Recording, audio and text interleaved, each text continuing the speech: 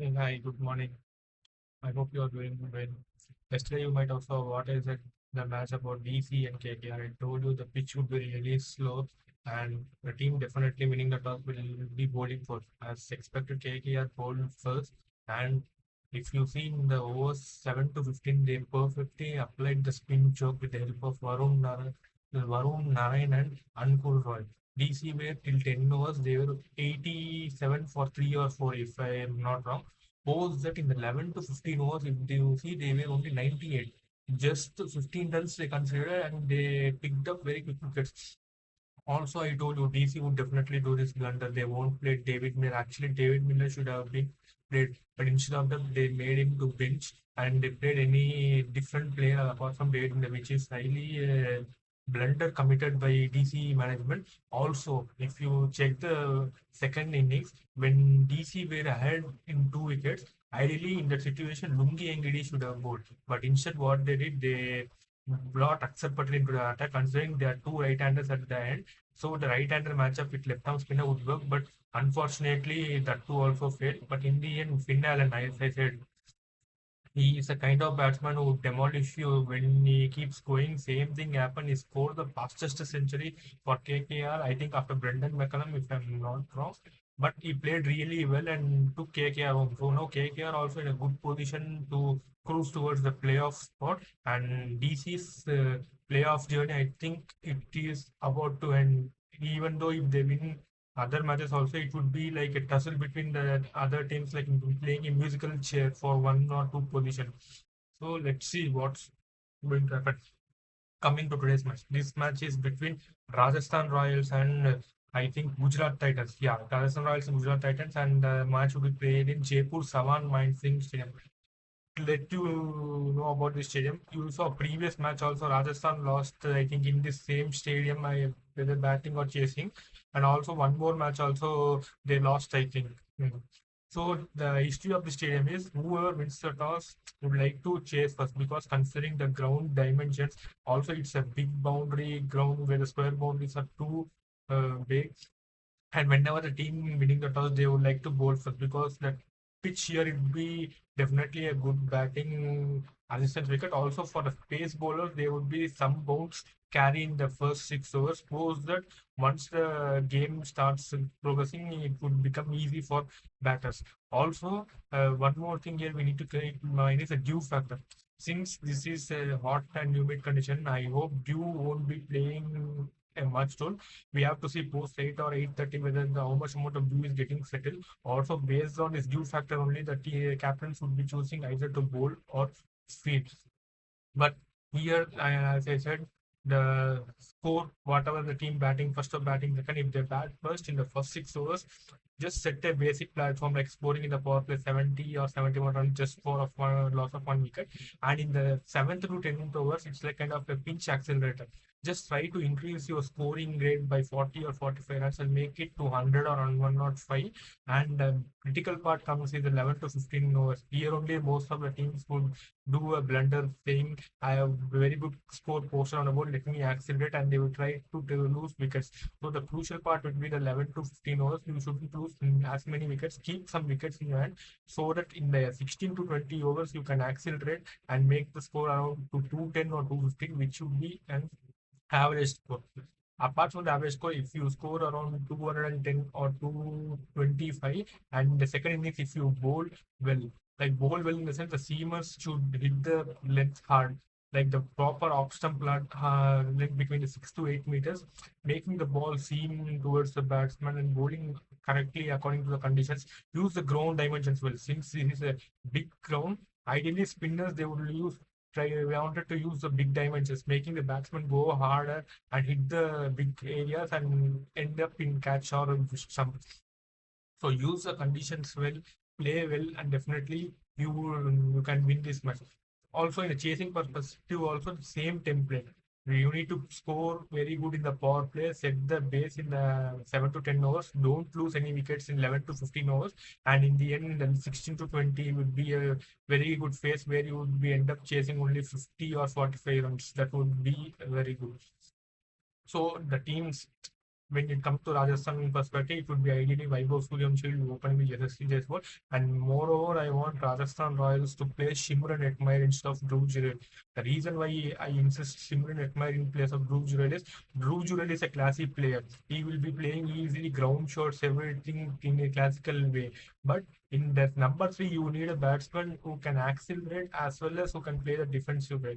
Shimron Hetmeyer, I feel like he can do this both roles. He is kind of a what you call a double gear player, I won't say, but he can do this role well because when you are at 70 for 1 or 80 for 1 in the 10 overs, and if you want to accelerate your score, you would ideally need a batsman who can take you further. So Shimron Hetmeyer, I feel he will be doing this role pretty well compared to Dhruv. So Yashasvi Jaiswal, Vaibhav Suryavanshi, Shimron Hetmeyer, Dhruv Jurel, Riyan Parag, Ravindra Jadeja, Jofra Archer, Ravi Bishnoi, and after that, they have another pacer also. It would be either Nandre Burger if they want to play, or it will be Coin Mapaka they want to play, followed by uh, another two or three bowlers they would come. And impact sub, I feel like Sandeep Sharma they might bring in, or it may be any other batsman in the form of Shubham Dubey.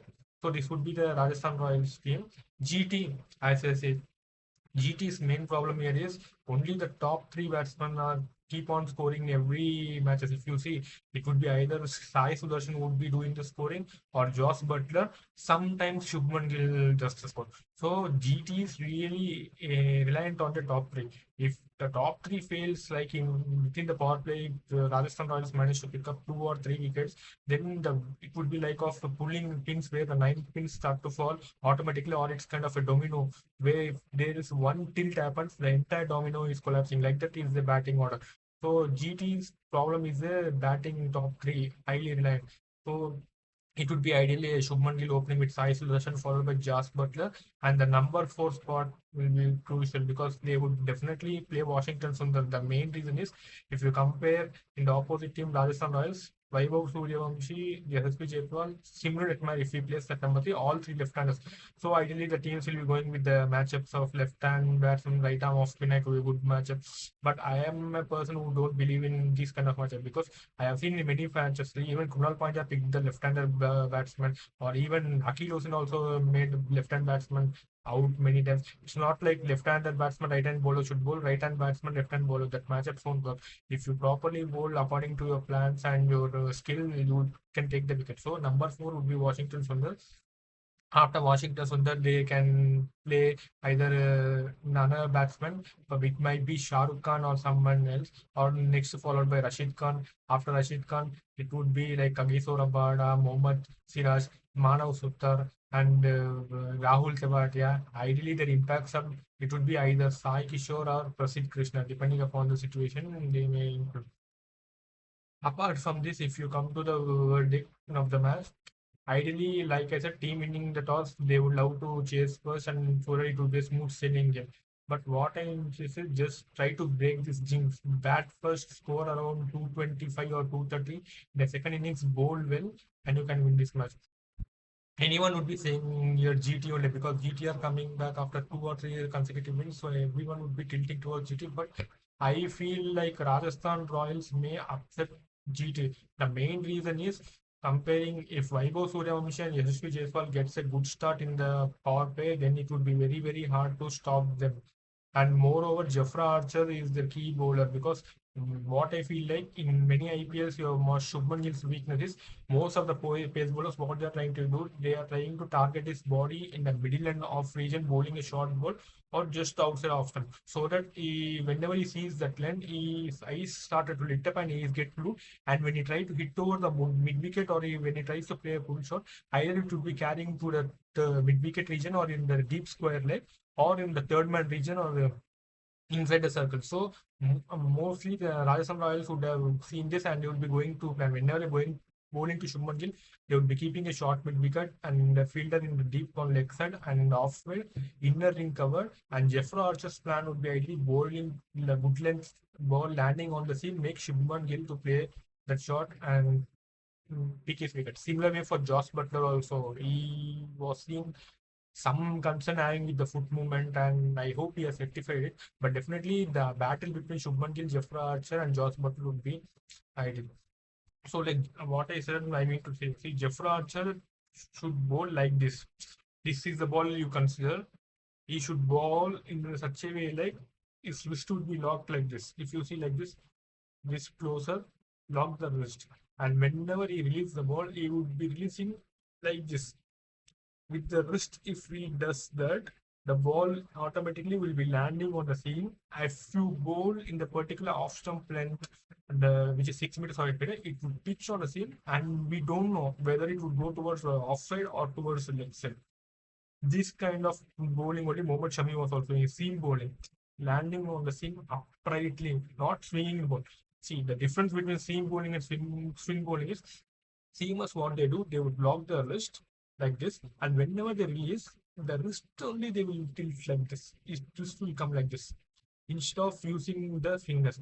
Jasprit Bumrah also does this. Mohammad Siraj sometimes, but Mohammad Siraj and Jasprit Archer, one mistake they are doing is Siraj's basic stop delivery, is a wobble seam. Wobble seam is like seam would be like this. The bowler, he would change his grip.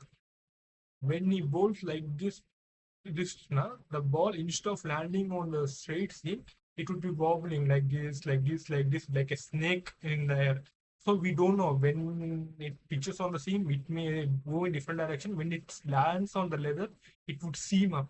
So a wobble seam, it's very hard to control. Also, swing bowling, they use the wrist followed by this part of the tip. What they will do, they will run it like this. When they run it, the ball will be moving in the air in this manner, and after pitching, depending upon the seam position, it will go outswing or in. So these are the things bowlers usually do when it comes to seamers or seamers.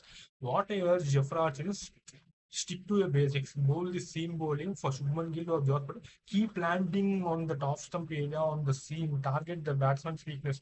Definitely, you can get a wicket. And same thing, Siraj's stock delivery is wobble seam. I think in this pitch, don't know how much amount of swing or seaming Siraj would be getting if he continuously bowls on the wobble seam. So I feel like Rajasthan Royals holds the edge in this match.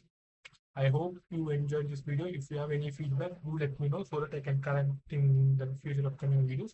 And hope you enjoy the IPL and have a nice day, please. Bye.